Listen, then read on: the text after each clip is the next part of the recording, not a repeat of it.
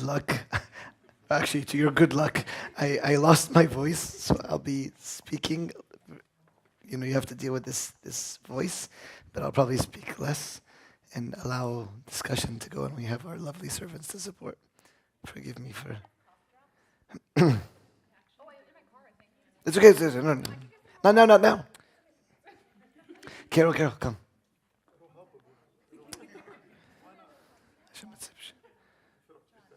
It's okay. It's okay. No, no, call 911. It's just a lost voice. It's okay. Thank you, guys.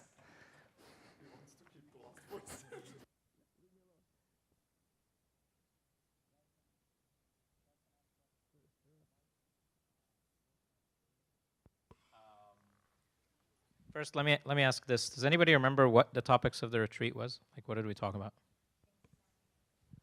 Okay, Outside in. go for it.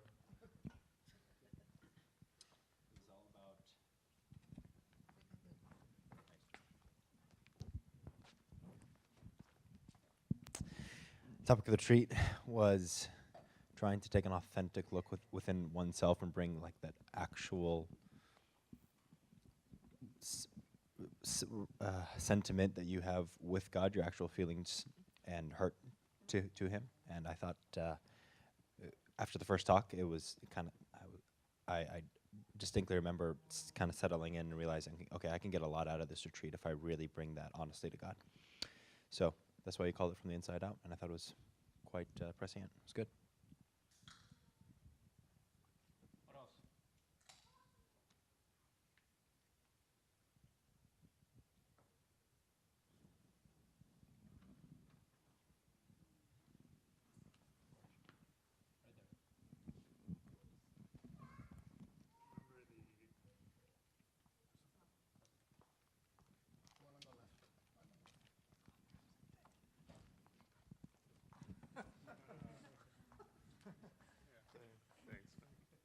Remember the first talk just mentioned something that I didn't really think about too much, but it was like eye-opening. The idea that we look at outward sins. You know, if someone's cursing, then oh, this is, you know, you're doing something wrong. But if you're judging or hating in the inside, you don't really think about it. It's like normal, but it's not.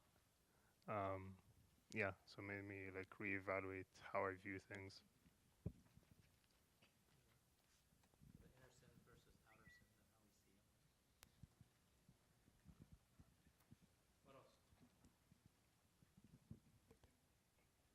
Talked about different types of longings, how we try to, like crucial, critical, casual, and how we try to fill like our longings with things that don't satisfy, or to each of the levels.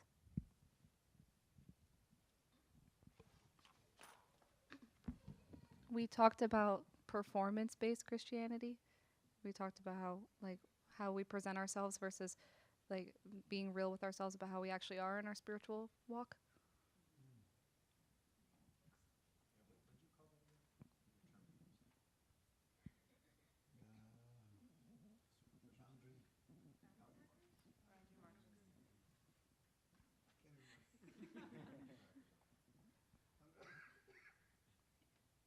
What's the thing that stood out to you the most? What's the thing that really like if you had to say like I walked away from the retreat with this, what would it be? Because I think as we remember those things, then we'll start wondering what questions we still have that we'd like to ask. And it's also been like 2 weeks. Maybe on the spot, you couldn't identify things. But when you went back to normal life and your relationships and your work and your phone calls with your friends and your interactions with your parents, all of a sudden you started to maybe see, oh, this is my longing. This is what I'm doing. Maybe on the spot, as you're hearing a talk, like you get the concept, but you're not able to connect or relate to something personal. Is there something that over the last couple of weeks you're able to say, oh, this is what I'm doing. This is what I'm trying to satisfy.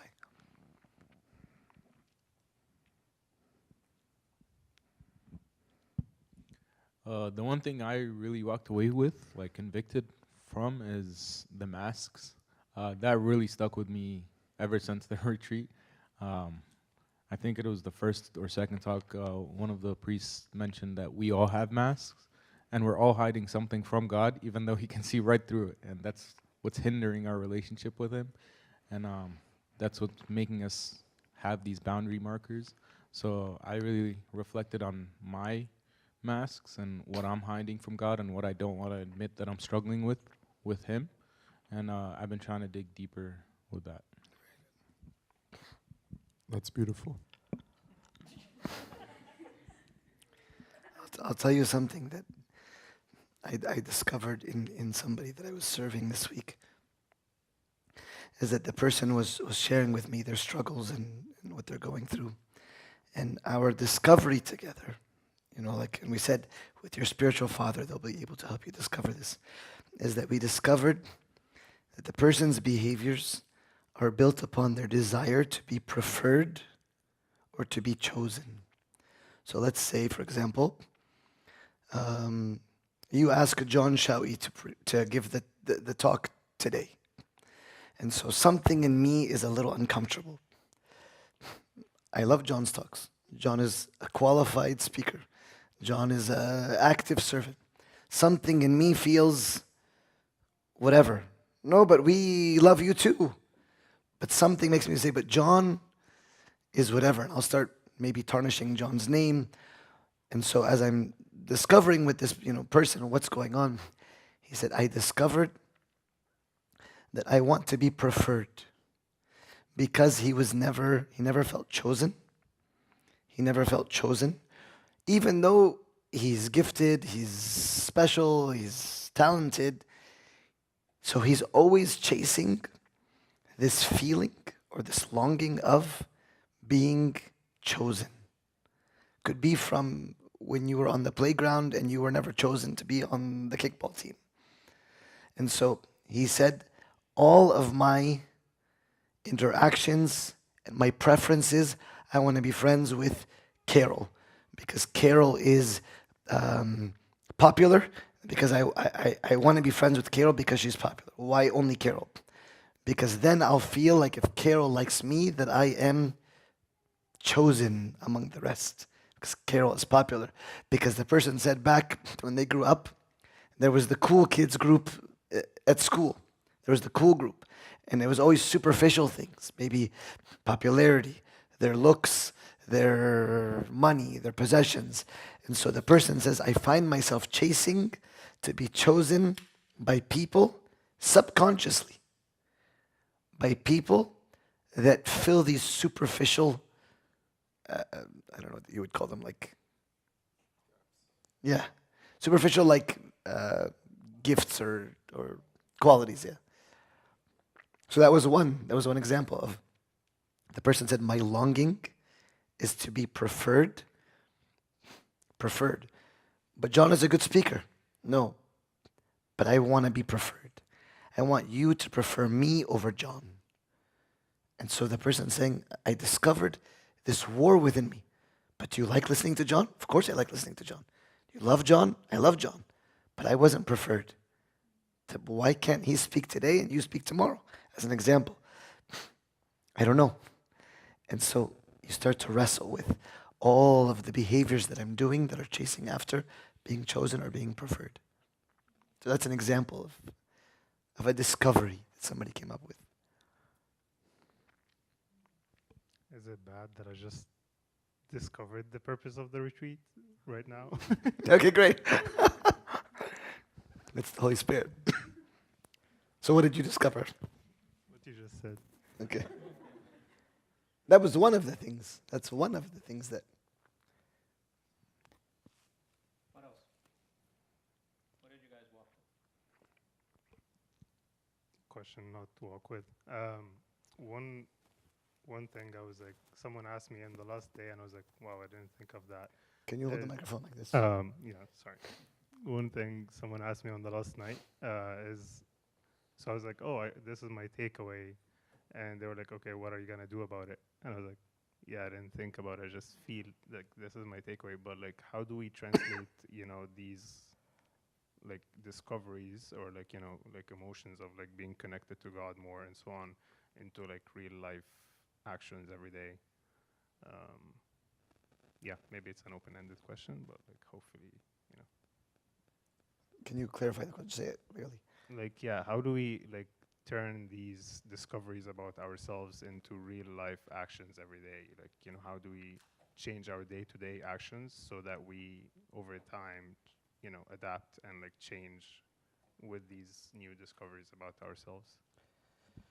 I don't want to overly like philosophize it, but if, let's say, we'll use the example of the chosen and the preferred. If I realize that I have this temptation, that number one, I have to understand, how does God fulfill that? The Bible tells us that we've been chosen in Ephesians chapter 1, verse 4, in the beloved. We've been chosen in the beloved. So it would take this awareness first to realize, okay, all of a sudden I'm competing with John Shawi about, I'm feeling I'm not preferred. I'm not preferred. And I have to be able to speak truth to me to say, because we asked John to speak today, does that mean that I'm not preferred? But because I don't realize it, I don't realize that this is my longing. I just don't like John Shawi, and I don't like you for choosing John Shawi. So part of it is the self-awareness. That as you start to interact and you say, why did I do this? Why did I chase Nancy? And why did I argue with Chris? And why am I doing what I'm doing? And this is where, in our theme this year as a church, maybe we don't talk about it enough, He leads me beside still waters because it helps me to know myself. That when I go back and sit and wrestle and say, why was it that I fought today with Chris? What was going on in my heart? What is wrong with, of course, Chris is at fault. 9 times out of 10, when I sit with myself, why I'm feeling the way I'm feeling, it's the other person's issue. But if I can begin to dig and say, okay, let's say I have 1% of the problem. What is that 1%? I have 1% of this issue. What is my 1%? Start to dig and go deeper, and then present it in prayer. It's simple.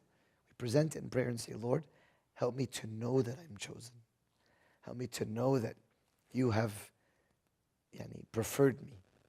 That I'm not just by default, that I'm preferred by you. And when I do this, little by little, God can heal me through the circumstances of my life. It's not going to be a revelation only. It's going to be, I fought with John Shawi 10 times about this speaking arrangement thing, and now at the 11th time I start to realize, just let go. This isn't about you, right? I start to let go of these things through the grace of the Holy Spirit. If any of you guys want to add to it. So, Buna, you have 4 kids. Anybody else have more than 4 kids in here? So, Anybody dare to have more than 4 Yeah. kids? it's not bad, but it's about average for, listen. So, how do you allow your kids to feel chosen every day when you have 4 of them? I imagine there's middle child syndrome, right? Like, I imagine some will feel a little left out, you're busy, that sort of thing. So, what are some of the things that you see and you've learned from and they've gone through? And So, again, because of our fallenness, the middle child syndrome will say, that's not fair. And the one that's not as good at sports is going to say, well, what am I good at? And so I think it's important that when we show them that we love them, not for any other reason other than you are my child. And so it's nothing that you have to do to be chosen. We say, okay, that means you just love me just because. No, it means nothing will ever make me not love you. So today you're good at basketball, you break your leg, you will never play basketball, you are no longer chosen. You are out of my graces. Versus, I love you if you play basketball, and if you stop playing basketball, or if you stop running your business, or you stop being cute, or whatever it may be, I love you just because, constantly. And you know, one of the times that make me realize that myself are in my own sinfulness. I remember God used to do this to me more when I was younger. That God would embarrass me with his goodness whenever I was guilty of sin. I fell into sin, or I caused a problem, or did whatever, And I don't want to look at Jesus and I find like, okay, I got a promotion at work. And I look and I'm like, God, like you're spoiling me and I'm rejecting you.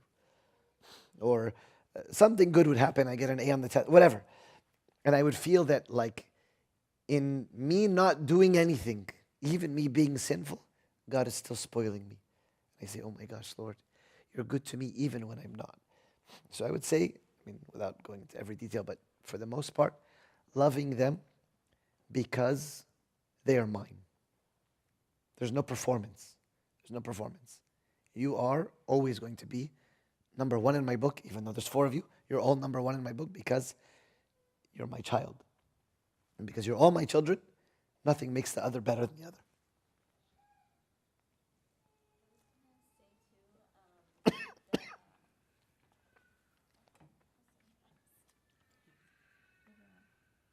We don't need to turn it off. Just leave it on. Just leave it on. I was gonna say too, like, even though God spoils us, I do think mom hands. Good job. I'm so proud of you. God spoils us, but I do think even yes, that we know He's gonna spoil us.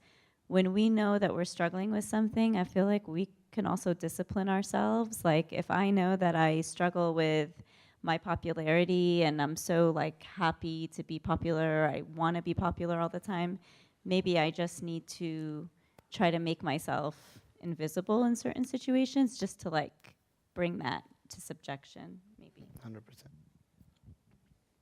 Yeah.